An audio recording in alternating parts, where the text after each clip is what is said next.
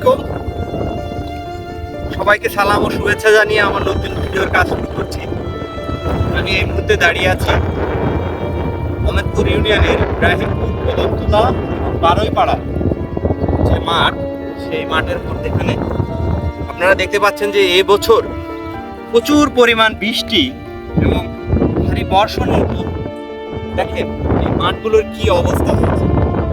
এখানে প্রায় হাজার হাজার বিঘা জমি ধানের চাষ করা হয়েছিল।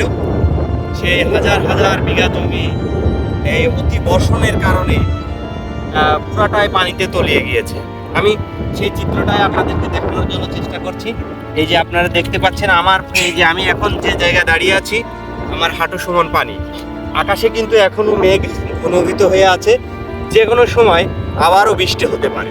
এভাবে যদি টানা 2 থেকে 3 দিন বৃষ্টি হয়, তাহলে এই যে মাঠ, এই মাঠের যে আমন ধানের চাষ করা হয়েছিল, সেই আমন ধানের ফলনটা হওয়ার সম্ভাবনা খুবই কম রয়েছে।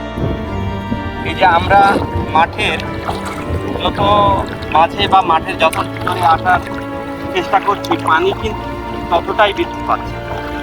আপনারা দেখতে পাচ্ছেন পরিমাণ পানি, এই দেখেন প্রায় আমাদের পানি প্রায় কিন্তু এই মৌসুমে এই সব জায়গায় সাধারণত আমন ধানের চাষ করা হতো।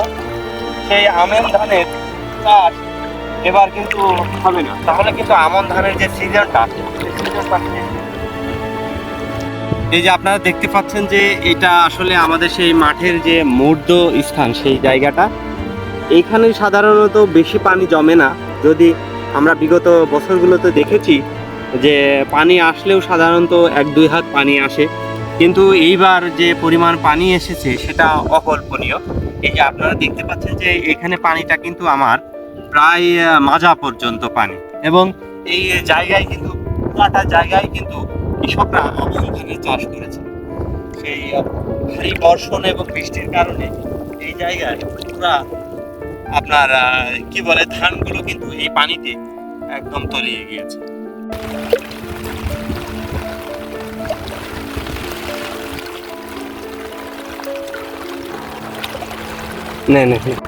আমরা এই যে প্রচন্ড বৃষ্টির মধ্যে পড়ে গেছি, যে আপনারা দেখতে পাচ্ছেন যে প্রচন্ড বৃষ্টি হচ্ছে এখানে।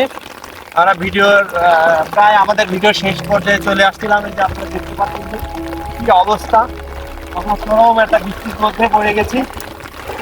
এখন বৃষ্টির ভিতর থেকে আমরা কীভাবে আমাদের গন্তব্যে পৌঁছাবো সেটা নিয়ে আমরা এখন খুব চিন্তিত। আপনারা দেখতে পাচ্ছেন কি পরিমাণ বৃষ্টি হচ্ছে।